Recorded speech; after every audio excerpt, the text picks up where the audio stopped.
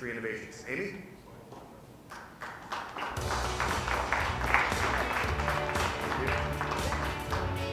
Good afternoon, everybody. Amie from N-Cubed Innovations, and we help companies invent the future by looking at market opportunities, and especially in the billion-dollar markets like telco. And I want to have our panelists come up and everybody have a seat.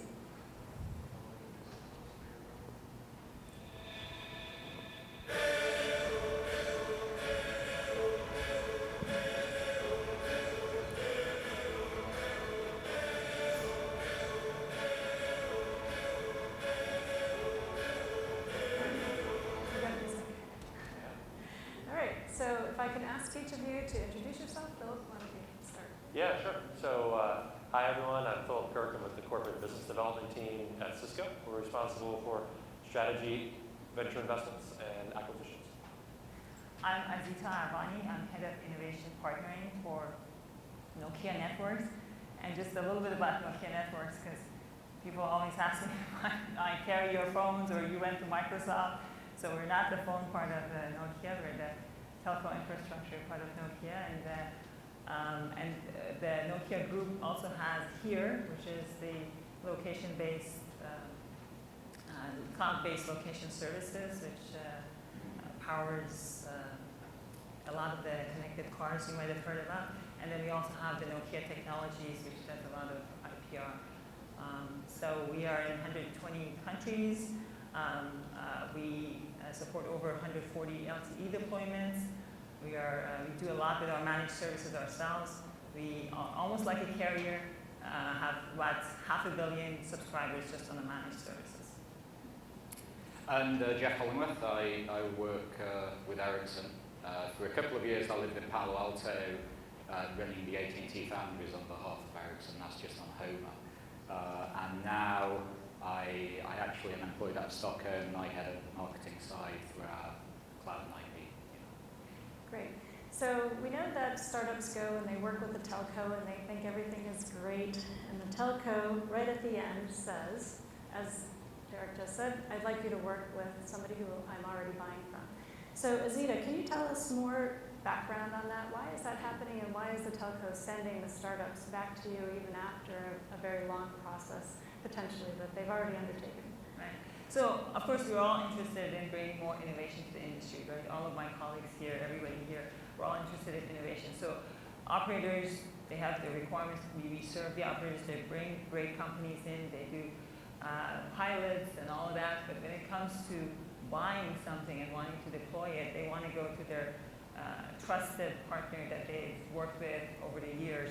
I mean, these relationships have been built over a long time. I mean, I could look at my friend here from Telecom Italia, and he knows, like, or SK Telecom, all those people, and so it's that level of trust and knowing that yes, you want to bring innovation in, but you want to do it in a way that does not interrupt the services in the operator network. So you're also saying it's a little bit of risk management. Absolutely, risk management.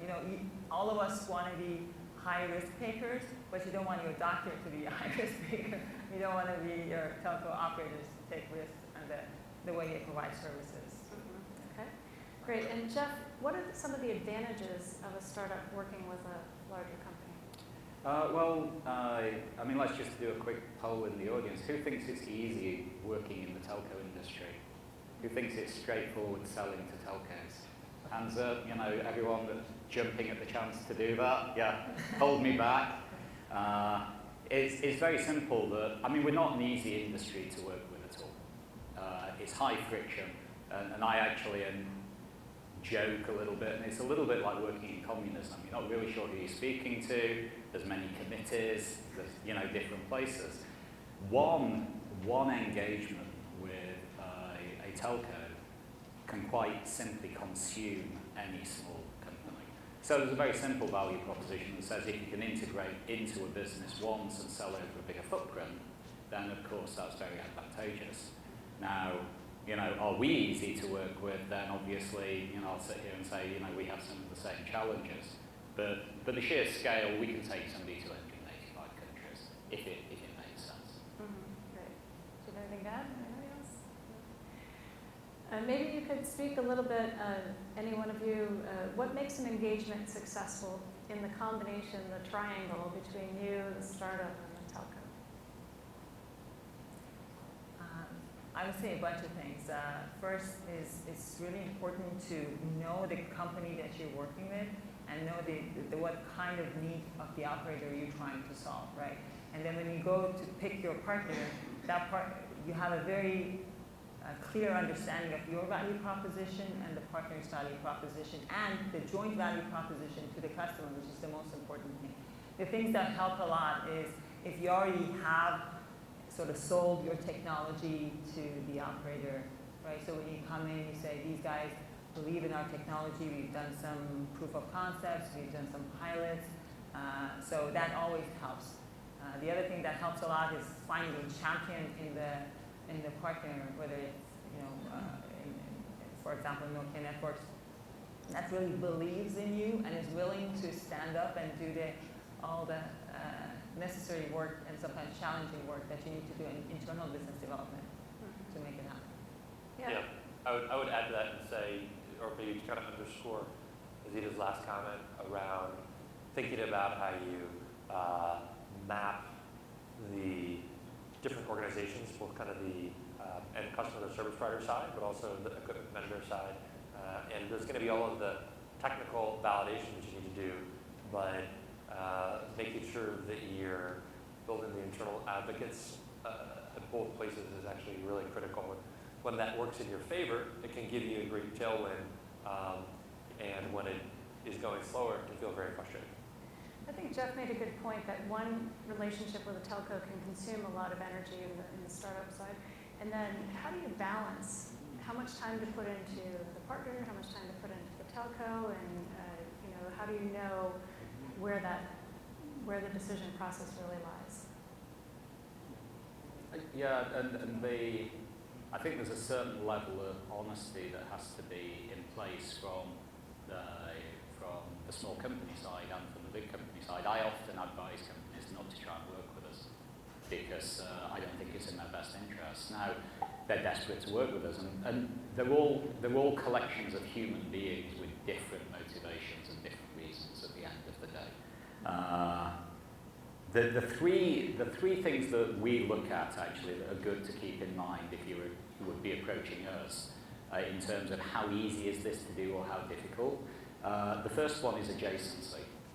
So if something is too close to us, we're going to have a lot of organizations that are saying, no, that's what we do, go away. If it's too far away from us, then people will turn around and say, what's this got to do with us? So there's some level of adjacency on one axis. On another axis, you have complexity. If it's really hard to explain why we should be interested in doing this from a strategic alignment, hard, right? So the more simple, the easier. And then the last one, which comes back to the fundamental strength, is scale. Is it something that just simply scales? If we put it into our mix, does that actually make us successful and you successful in a simple way? So there are three parameters actually that tend to fall out, to be honest, as we've discovered inside Deal Flow that we do. That's interesting. So there's maybe some criteria that you have for what types of companies you might be interested in working with, and maybe those are three of them. Do you guys have any others that you would add in terms of what types of companies would be the best fit for you? I agree with most of your comments, but when it comes to adjacency, I think that we need to be careful not to never bring in a company where it's too adjacent, right? Because our industry is being disrupted by IT technologies, right? So there's going to be a thread which sort of keeping our current customers happy with our current products. But there's also has to be another thread where it's much more disruptive. And maybe those two threads have to be going in parallel sometimes. So you need to challenge the organization, even if people will say, hey, I'm doing it in-house, so I don't need innovation from outside. I think sometimes you need to challenge the entire organization to say, hey, yes, maybe you're doing it inside, but these guys have done it. Maybe you should look at it. Maybe you should have two separate threads going in, and some of our early adopters will go with this. Some of our current existing customers will go with this other way. So I just think that adjacency is not always the case in the disruptive area. for us at least. Philip, anything additional? Yeah, I think to your comment about can equipment vendors end up consuming a lot of cycles, I do think, and I'm sure all of us up here have seen the situation where there's an engineering team or a product organization that kind of becomes infatuated with the technology that a small company has created, and they just keep calling it back for more meetings, and we'd love to pull in these other folks and talk about it some more, and the startups try to be accommodating, and sometimes they'll come to folks like us in the corporate business development team, or maybe some of the other folks here, and they'll say, I met with this person and this person and this person, and I'm not sure where it's going. And part of what I try to tell them, which is maybe a little bit similar to what Geoff said, is, well, what have you done to try to qualify a little bit those additional incremental asks along the way? Not in a confrontational way, but in a constructive way, to say, is this engagement that's actually moving towards something? Or, are you guys just kind of learning on our back? And I think that there is maybe a certain amount of education that every disruptive company has to do, but sort of qualifying that engagement is something that I always encourage small companies to do with a large vendor like Cisco or probably any other large company, right? Try to give yourself a sense of how you think this is moving towards something or not, right? Great. So we've been talking a lot of generalities, and I'll just ask the audience to be thinking of questions that you might want to ask, and we'll open it up to questions in a bit. Can you kind of bring it down to ground level and give us some really interesting examples, and maybe not name names, but talk about things that were unique or interesting, something that was where we can learn a little bit more about the best way to work with a partner when we want to approach a telco.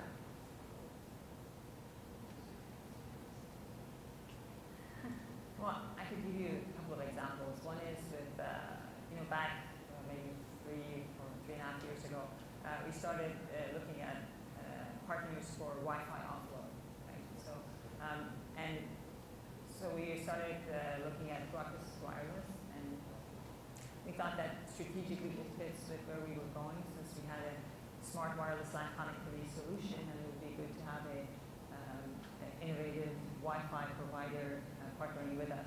So that whole engagement worked out really quickly. Within a couple of months, we had a teaming agreement, and within 2.5 months after that, we had a contract that was signed between the two companies. So that was an engagement where it just worked very well in terms of the adjacencies we were talking about. Our strategic, we weren't going to do Wi-Fi, they weren't going to do cellular, and we were both strategically aligned. So that worked really well. Yeah, and I'll give a very concrete example actually. And one thing I'll comment here is that I don't believe the way we've behaved as an industry is how we can afford to behave tomorrow. I think we're going into a very hyper-competitive environment that has very different rules, as you say, about disruption. So I think we're going to go through a change process that says we maybe need to look at our own agility and our own internal decision-making process. But I'm going to take advantage of this because this is, apparently I get paid to take advantage of things. A very simple example, we are now looking at cloud. Cloud is very disruptive, we have done for a while. What really actually is the problems in cloud? Why aren't people moving faster? A couple of areas that the current technologies are failing on are security and governance. We took a majority ownership in a company called Azita that we announced about a week ago. That was a complete transformation process for us at Ericsson. It took us about 120 days. They are literally starting up in that technology. So the message there is one of what we're looking for is people to help us understand how to change the game in terms of cloud governance and security. So if anyone has knowledge or interest or IP inside that area, that would be a jump start to have a discussion with us. Yeah, I think examples are always helpful.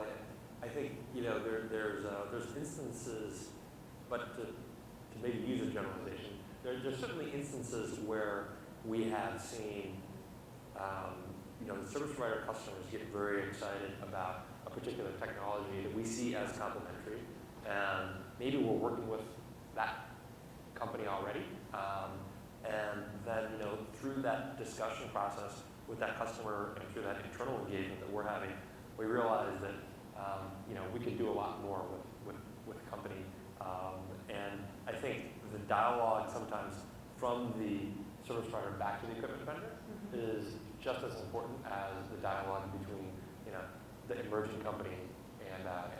So hearing that kind of three-way is really important. Okay. And so that's a good point that I'd like to pick up on a little bit more. And how does it work in practice? And you just said, having the service provider come back to you, but really, what does it take? What do people have to do? How do you operate? How do they engage with you? Is there a team of people?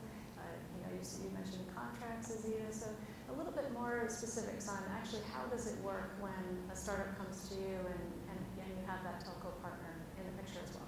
I think for at least a comment for Cisco, it's going to be it's probably going to be different across three companies here. We tend to be very organized by specific product business units. So even though we're a large company, we've got a specific product to be used, and you want to sort of find your internal advocate in that organization, and we are decentralized enough so that that team that is going to be the one that crafts some sort of commercial agreement, and then we'll take you into the service provider customer with them. So there's not kind of a central function. It's really driven by the different lines of business for us. And is the business out looking for those startups, or vice versa, or both? The businesses generally are, I think. Part of the consistent philosophy that Cisco tends to have is find a particular market disruption and then try to understand who the interesting disruptive startups are in that space and make sure that we're mapping and following all those companies so that we can have a pulse of what's going on the emerging company side. So we try to do that. I would say certain business unit teams are probably further out than others in doing that work, but I think it's something that all of our different product teams try to do. And Azita, how does it work for you and Nokia? Right. So starting this year, we had this. Our corporate strategy has 3 key enablers. One of them is partnering. So we actually put it as one big thing that we wanted to focus on. And we had a corporate initiative that I call it, and we looked at how the partnering works across the company, and we saw a lot of fragmented pieces. So we put much more organized and structure to it. So we have my team innovation partnering that's mostly based in Mountain View, and we look at new, disruptive, generally smaller size companies. We have another team, the partnering business unit, that looks at the more centralized, more established partnerships such as HP and those kinds of people. We have a supplier management that looks at suppliers that get embedded inside our product.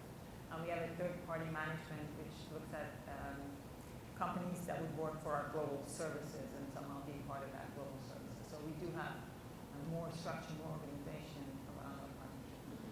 And when a startup comes, do they have to, I guess they're already positioned maybe in one of those groups, and then how does the engagement occur? Yeah, so we actually go actively look for startups in particular areas, and then of course startups are always welcome to come to us if they think they have something that matches what we do. So as we heard from my colleagues, cloud is big for us as well as for other people in this industry. The analytics is big for us, and security, and even small cell and next gen SON is interesting to us. So those things, those are the things that we proactively look for folks. But if there are other things, and we heard from a lot of them this morning, that are not necessarily in those innovation themes, they can always come to us. And we also have a technology exploration and disruption. I always thought it's the name of the group is TED, but I always have to think about what that stands for. But technology exploration and disruption team, that's part of our innovation center here in Silicon Valley. So when we work with partners, then we could do proof of concepts with them, and some of my colleagues are here. So. Excellent, excellent. And Geoff, anything? Yeah, I mean, I don't think there is one answer. We're organised in business units. Inside those business units, there are some very intimate, passionate people that are driving the direction. They tend to also be involved in the startup community around those areas. So, for example, they advise a lot of startups at the kick-off point, and they do due diligence and help them establish. That's always a good way. So then they're aware exactly what is happening in that company and can actually direct it right at the inception point. So it's very network-based from that point of view. That's very interesting. So you're together with the startups, maybe even from the beginning, helping. Yeah, I mean, there's what is usually you know, when it becomes well known, that's a little bit late. Too late. Yes. Yeah. Yes. And is that typical to work with them right from inception, or is that just part of the equation for you? That's a. Do you know how I said the DNA is changing how the industry works? I think it is becoming the need for more partnering, more collaboration. So that's something that I see happening inside our company now that we promote. Is that something that you'll ever see written somewhere or formally done somewhere? No, but the people who are being more successful inside our company start to behave different ways as well. Right. And if a startup isn't being successful, obviously they maybe are making some mistakes along the way. So what are some mistakes that you've seen or roadblocks that they've gotten into that you feel like you as a partner would be able to help them avoid or overcome? Sometimes there are startups that are very focused on solving a highly technical problem that they haven't necessarily done the work to connect it to solving a specific business problem yet. And I think once you can connect that technology solution to the business solution, then you're going to be able to get a much clearer path to dollars, right? And so, sometimes there's teams that you see just kind of working on something from a technical standpoint that is really fascinating, but hasn't been driven to conclusion on the business side yet. So I think that's always really important to keep in mind and think about. And then I think the other thing for all the equipment vendors is being mindful of what kind of upgrade cycles and kind of purchasing cycles our customers are on and we are on with our products. So using that to set your expectations for how long is it going to take before you see revenue or see larger change of revenue. Yeah, is that something that you would help a startup with if they're coming to you without the business solution, or is that something that they need to have already figured out? Well, there's an example of a startup that we worked with, and as you said, Philip, they were very much focused on technology, and they were excellent engineering R&D minds. But in terms of converting it to business, we could help them to a certain extent. But one thing the startups have to realize, someone mentioned it earlier this morning, is that tenacity and persistence and longevity, right? So we can help them to some extent, but they need to be sustainable for the period of what it takes to work with a vendor and a telco, right? Otherwise, they could easily go out of business, even if they're wonderful technology. And they could have gone to the telco, and the telco could have loved their technology. Yeah, they could have loved their technology, but they're not going to pay for it directly. So it's just one of those things. And so that's one mistake that I see a lot. The other one is this, people get a little bit too carried away when the operators give them some love. But love does not translate to money. So honey is not equal to money until they actually sign the contract. And most operators would not be taking the risk. I mean, there are exceptions, of course, everywhere. And they would like to go to a big brother or big sister to sign the contract. So they need to be able to sustain themselves during that time. Yeah. How about any mistakes that you've seen that? Yeah, we love speaking technology in our industry. I think it's brilliant comment. Technology people love speaking to technology people. Yeah. And then they get